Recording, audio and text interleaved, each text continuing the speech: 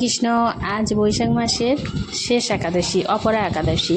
তো আজকে সকালবেলা ভোর 5টায় উঠে প্রতিদিনের মতো একটু ভগবানের পূজা অর্চনা করলাম, আর ঘিয়ের প্রদীপ জ্বালিয়ে আরতি করলাম, একটু ড্রাই ফ্রুট আর মিষ্টি দিয়ে ভোগ নিবেদন করেছিলাম। তারপরে ছেলে মেয়ে স্কুলে যাবে, সেই জন্য ওদেরকে একটু টিফিন বানিয়ে দিলাম, দিয়ে ওরা খেয়ে দিয়ে স্কুলে চলে গেল। আর আমি আবার একাদশীর দিন 16 মালা জপ করি।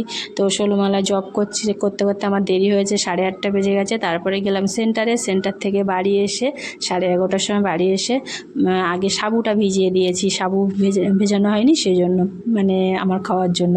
তো তারপর রান্না বসিয়ে দিলাম, একদিকে পটল আলু পনিরের তরকারি করছি গ্যাসে, আর একদিকে ভাত বসিয়ে দিয়েছি ভাত। আর এদিকে বাইরের দিকে দেখছি গাছে প্রচুর ফুল হয়ে রয়েছে, আর এখনও উপোস করে আছি, মানে 12টা পর্যন্ত খাইনি, না খেয়ে থাকি। তো ভাবলাম যে রান্নাবান্নাও তো প্রায় হয়ে গেছে, একটু ফুলের মালা গেঁথে দিই ভগবানকে, কিছু তো দিতে পারিনি।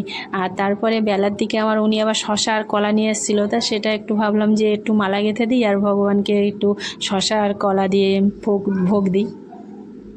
তো ফুলটা তুলে নিয়ে আসলাম হাত পা ধুয়ে। তারপরে পনিরের তরকারিটা হয়ে গেছে, একটু নামিয়ে নিয়ে গ্যাস ফ্যাস ভালো করে সুন্দর করে মুছে তারপর চলে গেলাম ফের হাত পা ধুয়ে ঠাকুর ঘরে মালা গাঁথতে বসলাম। আর এই টগর ফুল দিয়ে না চারিদিকে ফুলগুলো দিয়ে, আর এই মালাটা গাঁথতে অনেকটা দেরি হয় আর সুন্দর লাগে দেখতে, ফুলটাও বেশি লাগে। এই মালা গাঁথাটা আমার সেজো পিসিমার কাছে শিখেছি। আমার সেজো পিসিমা এর থেকেও আরও সুন্দর, যে রজনীগন্ধার গোড়ের মালাগুলো হয় না, সেরকম সুন্দর মালা গাঁথে, এর থেকেও মোটা মোটা মালা গাঁথে, তো ফুলটা বেশি লাগে। তো যাই হোক, তা ওই ছোটো মালা একটা গাঁথলাম একটু সুন্দর ডিজাইন করে, আর প্লেন 2টো মালা গাঁথলাম।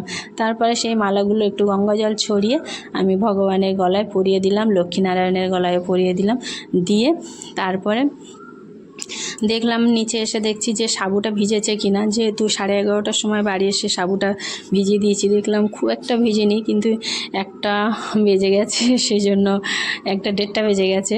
তো খিদেও পেয়েছে। আর দেখুন কত নারকেল, মানে এর আগে গিয়েছিলাম পয়লা বৈশাখের সময়, পুজোর সময়, তখনও অনেকটা নারকেল দিয়েছিল ছুলে বাপের বাড়ি থেকে, আর আমি সারা বছর আমার বাপের বাড়ি থেকেই নারকেল এনে খাই।